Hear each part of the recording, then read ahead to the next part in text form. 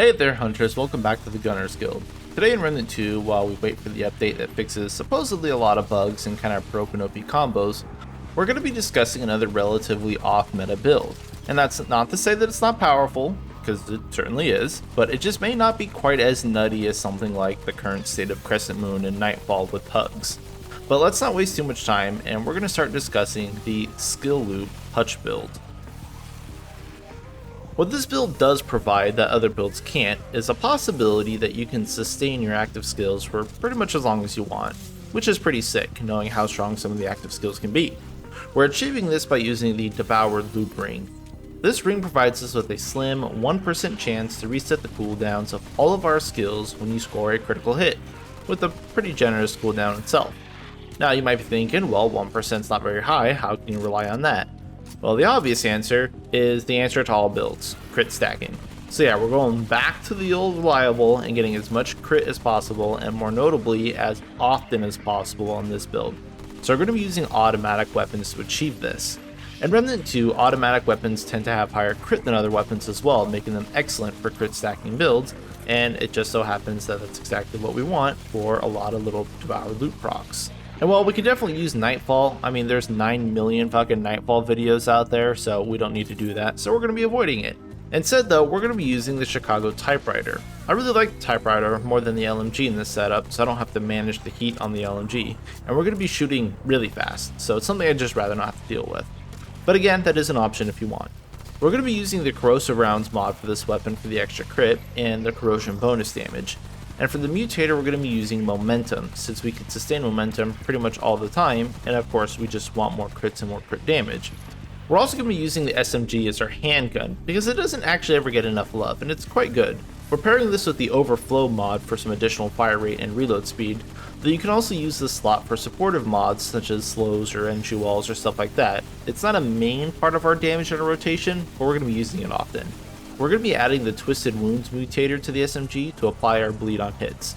So we're going to be swapping to the SMG occasionally, but you can see where this build's going. We're going to be using a lot of crits with a lot of really fast fire rate weapons to fish for procs through the Devoured Loop Ring, so that whatever skills we're pairing with this will hopefully just keep refreshing the cooldowns. So what are we pairing with this? Well, unfortunately we actually don't have too many good choices. So with the skill loop build, I'm sure you're wondering what skills can be spammed or abused with enough crit and luck, right? And I mean, I got some good news, but first we have the bad news. So first is that I'm not actually pairing this with Archon, because Archon is bugged beyond belief right now, so we're not going to be using Havoc form. That's crazy overpowered. So the second thing is that this doesn't actually work for Engineer's heavy carry either, so you can't reset the cooldowns on the MO for your turret or your heavy carry with the Devoured Loop. Don't understand why, but it is what it is. Apparently it's intentional. So with those out of the way, what skills do we want to spam? Well, you could go Gunslinger Challenger to run the damaging mods with Quick Draw and War Stomp, but I'm not a fan of that route because scaling skill damage is pretty weak right now, and ultimately the DPS is pretty bad on Apocalypse, so I don't really like spamming damage skills. But what you can effectively pair with the skill loop build are hunter skills, any of them, which when procced while they're active will still reset the cooldowns of your skills while they're active, so you can just chain them back to back without ever dropping them. That's where this thing really shines.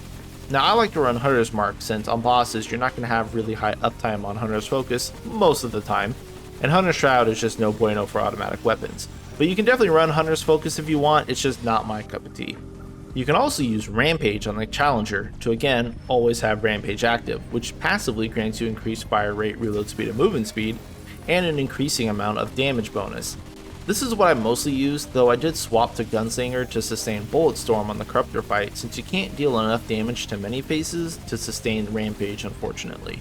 But you're free to choose whatever skills you like. I just found the standard Hunter, Gunslinger, and Challenger combinations to be the most effective. I mean, shocker, right? Okay, so that's a lot of talking about how the build functions. Let's get into the rest of the gear, starting with the armor. And again, like before in the previous videos, we're going to be sitting on low weight, 25 armor or under. You're free to use whatever armor you want to reach this, as we don't want to be getting hit regardless, so it doesn't really matter. That's not to say you can't run medium armor and get some extra bulk in there in case you want to take a hit, but just know that it's really not going to save you from getting one hit KO on most of the harder hitting attacks in Apocalypse. Relics, as always, can be whatever you'd want, though the Quilted Heart is a favorite for good reason. It's really nice. The relic fragments here, we're going to be using the usual crit stacking stuff, which I'm sure you're getting tired of seeing.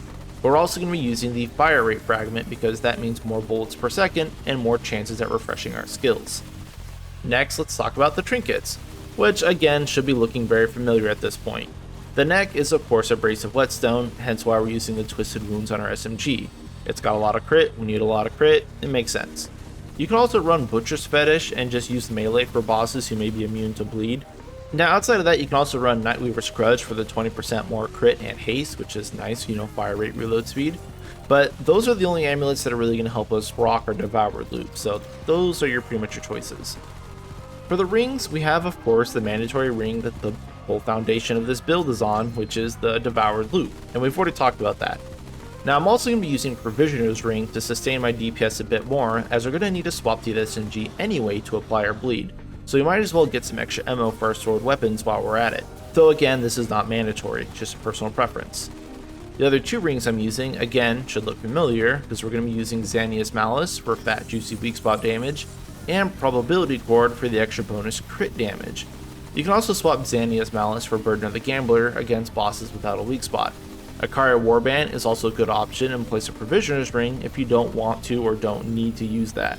And then the traits I'm using are pretty much the same as my previous build, mostly just glass cannon stuff. Flashcaster, Swiftness, Footwork, Untouchable, Expertise. Though thinking about it now, Expertise is probably useless here because the whole point is to just fish for instant cooldowns. You can opt for something else, I guess. And then lastly, I'm also using the Handling trait just because SMGs can have some nasty recoil, so we need to mitigate that. But that's basically the entire setup and build for the skill loop. It's all about throwing as many bullets as possible in the shortest amount of time as possible. It's not the strongest build around, but again, like the melee and the shotgun swapper builds, it can definitely hang with the best of them, with the hope and mostly reliable ability to sustain your skills for repeat usage. I'm going to be revisiting this build later when some of the other bugs get fixed, because there's not a ton right now that can be really abused with this setup, but I hope in the future that there'll be much more effective uses for this. But yeah, that's basically going to be all for me, so thank you all for watching, and thank you to my Patreon members, I appreciate you all. If anyone wants to talk shop about Remnant or gaming in general, feel free to join my Discord in the description below. But yeah, other than that, peace and good luck out there, hunters.